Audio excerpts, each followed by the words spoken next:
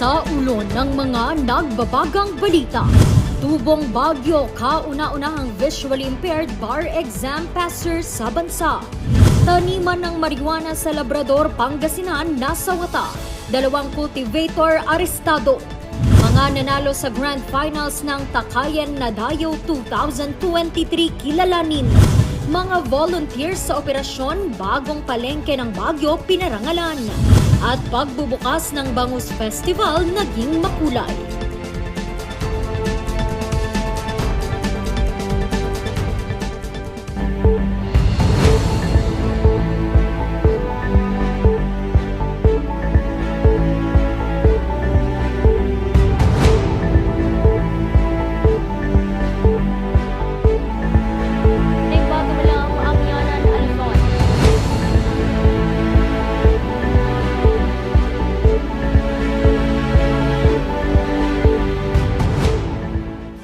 Bagamalam, Amyanan, Luzon. Narito na ang mga bago at may init na mga balita. 2 marijuana cultivators ang nahuli matapos galugarin ng mga otoridad ang kabundukan ng Labrador, Pangasinan. Narito ang balita. Aabot sa 140 fully grown marijuana na nagkakahalaga ng halos 28,000 pesos ang tumambad sa pinagsamang puwersa ng Pangasinan Police Provincial Office, PDEA Region 1 at Police Regional Office Region 1 sa kanilang isinagawang Oplan Gapas.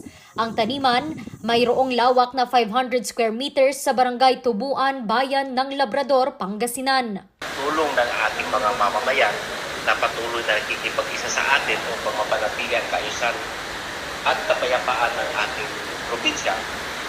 Mayroon nga po mga tao na pumunta sa ating himpilan at ito po ay kanilang pinag-aralan at sinabi ko ano yung nakita ng mga tao na ito. And then, huli ang 2 lalaking katatapos lamang umanong mag-spray ng abono sa mga pananim. Nagtamo ng sugat sa ulo ang isa sa kanila matapos umanong tangkaing tumakas sa mga otoridad. Ayon sa Pangasinan PNP, sinabi umano ng mga suspect na sinasahuran umano sila ng 10,000 piso kada buwan kapalit ng pag-aalaga sa mga pananim. Hindi nila ibigay yung yung sahod namin. Patapusin niyo yung 1 buwan, sabi daw.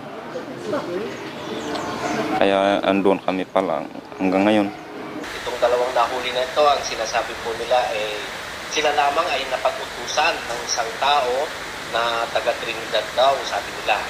Pero ang ating kapulisan po ay hindi pa rin po tumitigil sa pag-iimbestiga upang matukoy nga natin kung talagang may kasama pa itong naturang 2 suspect na ating nahuli. Agad namang pinasalamatan ni Governor Ramon Monmondico III ang naging matagumpay na operasyon ng mga otoridad. Parte raw ito sa paninigurado na ligtas ang Pangasinan na isa sa mga kilalang pasyalan. Kasalukuyang nakapiit ang mga suspect sa Labrador Municipal Police Station. Sasampahan ng mga ito ng kasong paglabag sa Republic Act 9165 o ang Comprehensive Dangerous Drugs Act of 2002. Randy Guzman para sa Luzon Headlines. Idinaan sa parangal ang pasasalamat ng pamahalaang lungsod ng Baguio sa mga tumulong sa pagbangon ng Block 4 at Block 3 ng Palengke 1 buwan makaraan ang naganap na sunog. Magbabalita Charles Limon.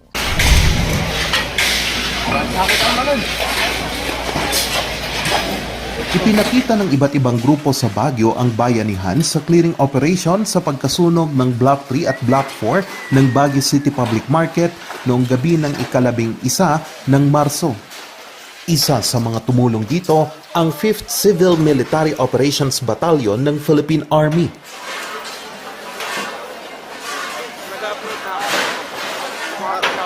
Okay, sige lang, sige. Galala material pa. Nung una, actually, medyo mapanganib din yung mga structure kasi nahuhulog yung mga debris at may nahulugan nga noon na isang miyembro ng kapulisan. So ito yung ginawa natin na nag-iingat tayo. Pero yun, nagawa naman natin yung pagtulong na walang nasaktan sa atin. Kaya kanina, pinarangalan sila ng pamahalang lungsod bilang pasasalamat sa kanilang naging sakripisyo.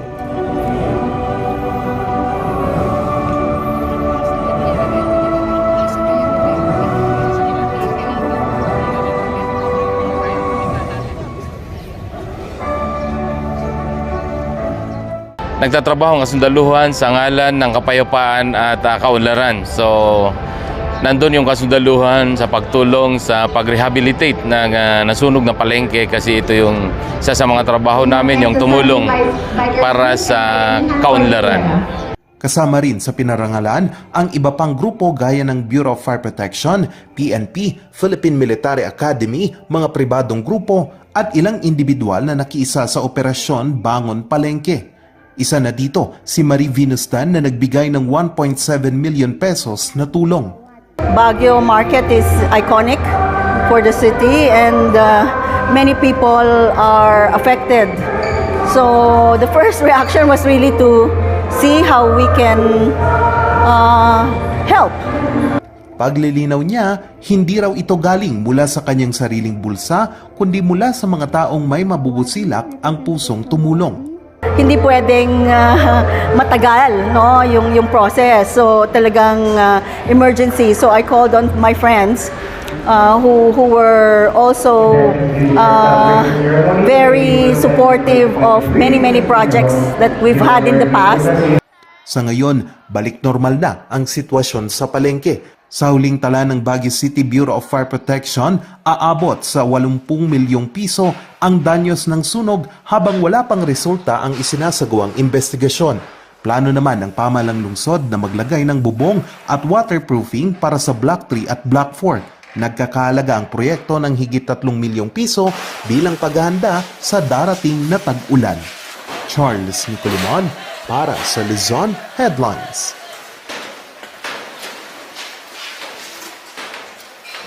Tila napawi ang nararamdamang init ng mga residente sa Bawang La Union matapos silang magbasaan dahil sa isang pagdiriwang. Atin yang silipin sa kwento ni Jose Robert Inventor. Bit-bit ang kanya-kanyang water gun. Nagbasaan noong Sabado ang mga residente sa bayan ng Bawang. Ang aktibidad kasi ay parte ng pagdiriwang nila ng Kalgaw Festival. Tinawag itong Kalgaw Wet and Cool Parade. We are the fastest developing town in the province of La Union. Iso nga, dahito na yapo, ngaragragsak tayo. It is a Thanksgiving. Dinagsa ito hindi lang ng mga residente, kundi ng mga turista. Mapabata o matanda man, kanya-kanyang diskarte sa isang water fight. May nagpakitang gilas rin sa larangan ng martial arts. Mas sumaya pa ang nasabing selebrasyon ng paulanan ng tubig ng BFP ang mga nakilahok. Panawagan ng pamahalaang bayan. Kampanya tayo para iti Blue Revolution, para iti Mother Earth, panigipatekmet ako iti dalom. Saan nga pa nagsayang iti dalom, nudikat din pinanipakita. Iti patek nga iti dalom, importante kanya tayo. Ang mga tubig na ginamit sa aktibidad ay mula sa mga ilog at dagat ng bayan sa pakikiisa nila sa pagtitipid ng tubig at ipakita na malinis at ligtas ito. Jose Robert Inventor para sa Luzon Headlines. Susunod, mga nanalo ng Takayan na Dayo Grand Finals kilalanin. Yan at iba pang mga balita. Abangan!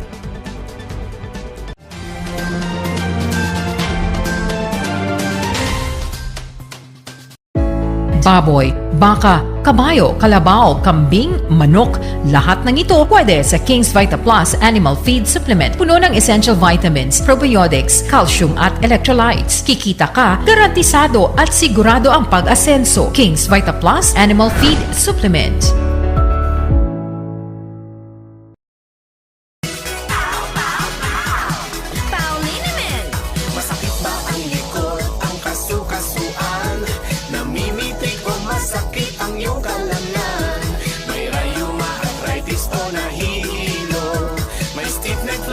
So masakit ang ulo sa Pauliniment yung Hawaii garantisado. isang pahid ka lang. Dahil walang out sa POW! Bulok, maliliit at hindi ba malusog ang inyong mga halaman? Omega Green ang kasagutan. Ihalo lang ang 2 kutsara nito sa isang maliit na container at kaunting tubig. Pagkatapos ay ihalo sa knapsack sprayer at pwede na itong spray sa mga pananim. Meron itong nitrogen, phosphorus, magnesium, copper at zinc na tumutulong sa pagpapaganda at pagpapabilis ng tubo, pagpapanatili ng nutrisyon, mas malagong mga dahon at panlaban sa mga sakit ng mga halaman. Hindi rin ito nakasasama sa kapaligiran. Pwede rin ito sa kahit anong klase ng halaman, mapa highland crops o lowland crops. Omega Green by Encam Agri-Marketing, the ultimate friend of farmers.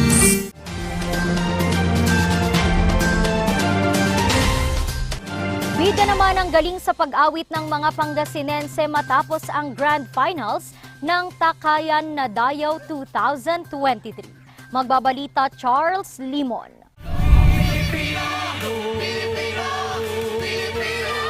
Angat ang talento sa pag-awit ng mga Pangasinense kagabi sa Grand Finals ng singing contest na Takayan na Dayaw 2023. Parte ito ng pagdiriwang ng Pistay Dayat ng probinsya ng Pangasinan. At ngayong taon, sa ika-433, 433rd Pistay Dayat Festival po, ay tayo po ay babawi ng bonggang-bongga at napakagaling ngayong taon. Ang patimpalak ay nahati sa 2 kategorya. Ito ang ugugaw o kids category at babalulakitan mamarikit o adult category. Bago magpasiklaban, nagkaisa muna ang mga kalahok sa isang performance. Ang lahi ko, Pilipino! Pilipino! Pilipino! Ang lahi ko! Pagkatapos ay nagpasiklaban na ang mga ito sa kani-kanilang competition number. Bawat performance ay masusing pinakinggan ng mga hurado. Liparin mo ang hangganan ng langit sa ulap ng pag-asa. All by myself and it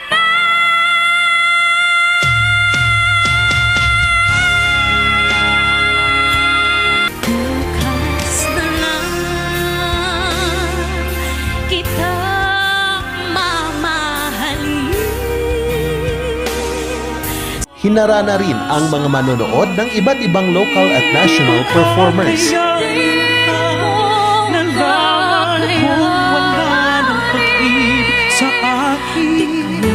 Inabangan naman ng lahat ang resulta. The champion is Sean Hendrix T. Agustin! Tinanghal na champion sa ugugaw category si Sean Hendrix Agustin na kinatawan ng bayan ng San Nicolas. Tinanghal namang champion sa babalulakitan mamarikit si Rian Gorospe na kinatawan ng bayan ng Manawag. Champion is Rian D. Gorospe! Congratulations! Ang dalawa ay nag-uwi ng 25,000 pesos at trophy. Ang mga hindi naman nanalo ay nakatanggap ng 5,000 pesos.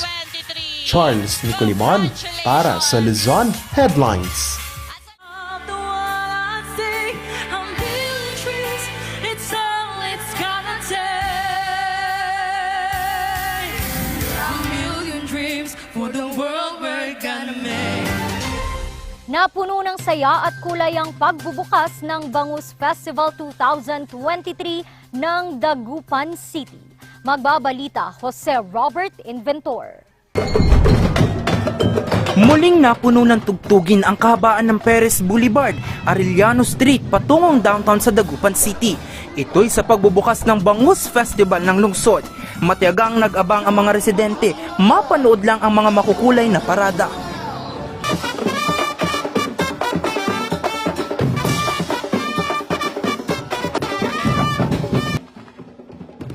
Tampok sa pagbubukas ng pagdiriwang ang Gilon-Gilon Odbalay Street Dancing Competition. 8 kalahok mula sa 31 mga barangay ng lungsod ang nagpasiklaban sa patimpalak. Masayang-masaya po ako ngayon dahil muli nating ipinagdiriwang ang pinakaaabangan ng lahat at ng mga bisita at turista ang ating Bangus Festival. At syempre, maraming salamat din po sa lahat na 31 barangays na nandito ngayon. Kayo pong lahat ang dahilan kung bakit magiging matagumpay ang pagdiriwang na ito. Todo bigay naman sa performance ang mga kalahok. Paraan na rin ito ng pasasalamat sa kanilang patron na si St. John the Evangelist. Sa huli, tinanghal na kampyon ang Cluster 4 na binubuo ng Barangay Bunuan Gasat, Bunuan Bukig at Bunuan Binlog. First runner-up naman ang Cluster 2 at second runner-up ang Cluster 1. Idaraos naman sa ika-30 ng Abril ang highlight ng pagdiriwang na Kalutan o Dalan o ang pag-iihaw ng bango sa daan na gaganapin sa De Venecia Highway. Jose Robert Inventor para sa Luzon Headlines. Susunod, Tubong Baguio, kauna-unahang visually impaired na bar exam passer sa bansa. Ang kanyang kwento sa pagbabalik ng Luzon Headlines.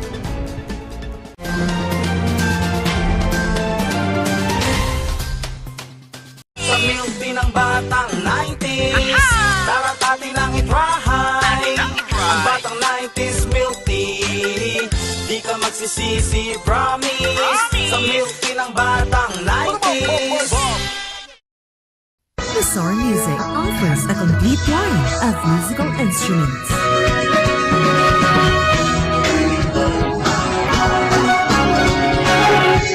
Bizarre Music, Baguio's pioneer in online music and art lessons.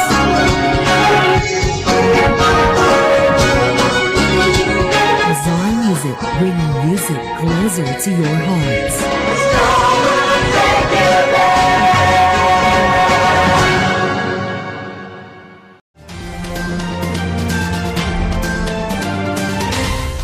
Atin namang kilalanin ang kauna-unahang visually impaired bar passer sa bansa na Tubong Baguio City. Ang kanyang kwento alamin sa report na ito. Wala na raw masasakit pa sa inang si Angela nang mabulag ang anak na si Anthony nang siya'y 10 taong gulang. Dito nagsimula ang takot para sa anak. Nagkaroon siya ng total retinal detach, parang inheritance din yun sa side ng father niya. Andun na rin yung mga pangamba mo, paano kaya niya matatanggap na siya'y mabubulang na gano'n. Kaya yun ang mga fears ko noon. Bagamat malaking hamon, hindi sila natinag ng kanyang asawa na suportahan ang anak sa pag-aaral. Hatid sundo nila ang anak. Hindi rin naman natinag ang pagpupursigin ni Anthony. Katunayan, sa halos 10,000 kumuha ng bar examinations Nobyembre noong nakaraang taon, isa siya sa halos 4,000 pumasa. Ang maganda pa rito, siya ang kauna-unahang visually impaired bar passer sa Pilipinas. Bigla na lang nag-chat yung mga kaibigan ko na nagko-congratulate na sa akin.